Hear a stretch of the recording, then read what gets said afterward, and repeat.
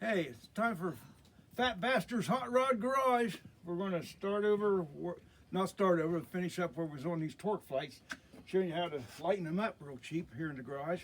I think we left off the rear drum, so we're going to go to the drive shell. What you do on the drive shell, you lay the thing out, which I told you last time, told you how to lay it out. Now I'm going to tell you how I usually drill on a drill press. If you got a drill press, use it. If you don't, what I always done is I always put it down on the ground and started with 1/8 inch holes and drilled my holes where I had them marked off, hold it with your feet. Then when you go step it up to 1/4 inch, because you're going to build like at an angle, put it on a board like this, and use your 1/4 inch drill all the way around. Then you put your 1.25 inch hole saw. Then you go around there and you got to keep your feet on there tight or it'll throw around on you, and drill all your holes out right there. If you don't have a drill press, use a drill. Then on the drill press, I do set it up the same way. And then you got these laid off. And I'll go over this when we start putting it back together. But while I laid these off, we do the same thing. Drill them, just hold on to them, drill them 1/8 inch all the way around to get your hole started, and then go 1/4 inch drill. Then you put your 1/4 inch and 1/4 hole saw and finish these holes off, and here's what you'll come up with. It'll be exactly this. It lightens them up. I'll tell you, why would you not do this? Take your time to do this, because it runs you anywhere, if you buy these, anywhere from $225 to $350. So why would you not do it at home? Then we'd go from there. I finish these all up, we put it back together, I'll go back over this again. That's for your drive shell. Then you move up to your pulling out your rear clutches and that. I'll show you how you do that. You just take a screwdriver right here on this clip, you pop this out, okay, lay it down like this. This is going to be first. This is what they call a pressure plate. Take that out, put it down like this. Here, now you check the clutches. The clutches are really good shape on this thing. Your clutches, watch how you bring them out. Bring them all out like this and turn them over. Then they'll just reverse. Then you got in here, you see another clip. Down in here, you get your screwdriver in it. And it's like a wave clip. You just get that screwdriver out and pop it out like this. Put everything like this so you know it all goes back the opposite way. Then you got this spring plate. You got this spacer too. That, then that. And then you got a pistons in here. It's aluminum. You just pull that out because you'll have seals you'll replace right here. You got an inner seal and an outer seal. Just lay them, stack them like that so you know what order they go back in. Then go ahead and shove it out like that. What you'll be doing next to lighten this thing up, go around here and the fixed side here, drill the same holes in the set between these here, just all the way around. Drill more of these holes all the way around. That lightens it up more. Just lay it out the center. You'll see it back here is pad. Just go to the center of that right here. And you just drill them out the same size hole it's there. Once you do that, then you can slide this back in there and keep it together. Put there in order, so you keep it in order. I'll shove it like that right now. Then, the next thing is you go to your high gear drum. Same thing, you got a clip here. This is a wave clip. You want to get a flat one. I'll show you that when we put it back together. This is your band. Band looks good. So here's your drum. And it's the same way there. You got a pressure plate. Pull that out. Just put them like this so you know what order it'll come in. These clutches are really good shape on this too. Could have been a lot of miles on that thing. So bring all your clutches out there. I'm going to show you how you can make a Hemi drum out of this thing too. Them Hemi drums are like $600–700 original. You can make one at home cheap. won't have to pay like $600-700 for a Hemi drum. So turn them over like the same way on that one. Just turn them that way, and then they'll go back in the same way.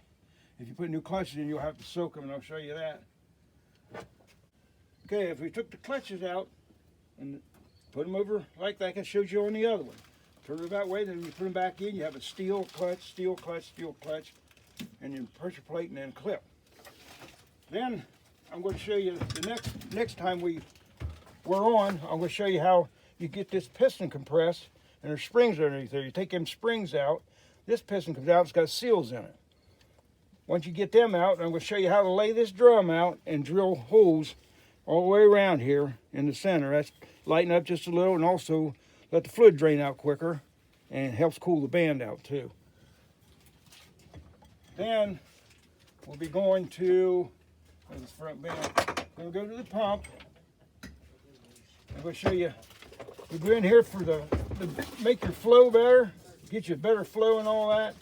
You're going to go in here and we're going to drill this hole out bigger, and I'm going to show you. If you ain't got no lathe, I'll show you how to take one of them burrs in a grinder and go around there and open that slot up wider, and that give you more pressure. People don't know about that pressure. You make that, build that pressure up more by opening that all up. Then we're going to show you how to, up here where your vent is, right here, we'll tap that out, 1/8 inch pipe tap, plug it, and then we'll go back to the tranny. We're going to drill and tap it out, and once you tap out and plug this, that's your vent. Then you go back in the back of the transmission. I'll show you where you do that when we go putting it together. You'll drill it out, and these are the fittings. You can get them in A&A transmissions, and you'll press it in that hole, and that'll be your vent. That way you don't have a problem with sometimes the tranny will get hot, and it might blow something out there, and you think your front seal's leaking. This eliminates that, just putting the vent in the back. So, also, I'll show you another thing we're going to do next time. I'll have it ready. We're going to go in here in this rear servo and spring and that. Here's where it goes low and reverse. What you do is I made this tool. You can do it in a vise or get your clamp. Do it in a vise. I put that in there, and there's a clip in there. I'll show you right here. See it? There's a clip right there. You want to squeeze that in, compress that spring. You can press that spring, and once you do, get the clip off. And there's an opening right there. You want like a 1/2 inch spacer in there and put it back together. Or use 4 60,000ths valve spring shims. You want that solid. And then once you do that, we're going to, once we get that done, also to help from too much pressure building up, you can put a little relief. Put a 16th hole, drill a 16th hole right along that, right below that lip, and it'll come out right here, and that helps release a little bit of pressure now, and it won't blow this thing, cock it sideways.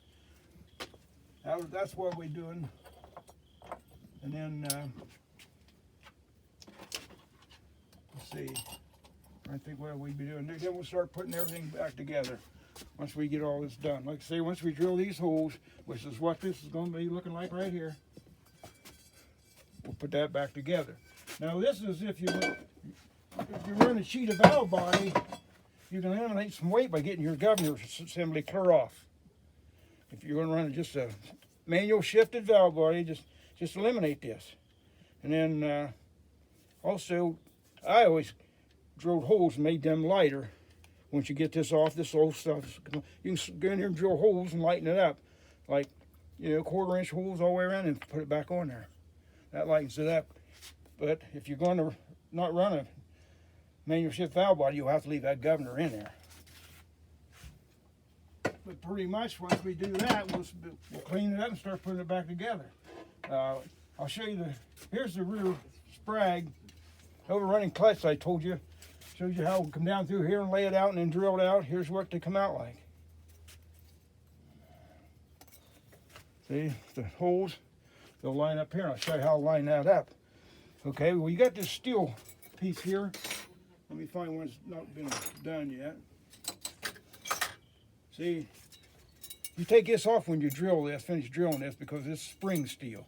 And what you do, you find how it only goes on there one way. This goes on there one way, and once you find it, you go there where your hole is, draws around there, and just take a die grinder and that, just grind where you got it laid out at. See how I ground that out? That's so your screw will come up through there, but you got to have this in there for them springs and pins I showed you that we first took out. Then when you start putting it back together, all you do is get your null thread. That's quarter inch bolts. You put in there. And what you can do is right back here, you put this in here and bring it up. It'll line up your holes. That'll line your holes up with this. And I'll show you when we put it together.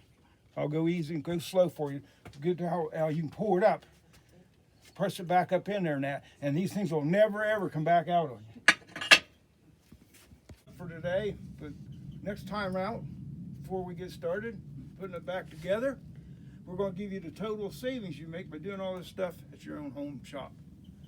So until next time, don't forget to like and subscribe. We don't have very many people on there, so don't forget, Fat Bastard's Hot Rod Garage.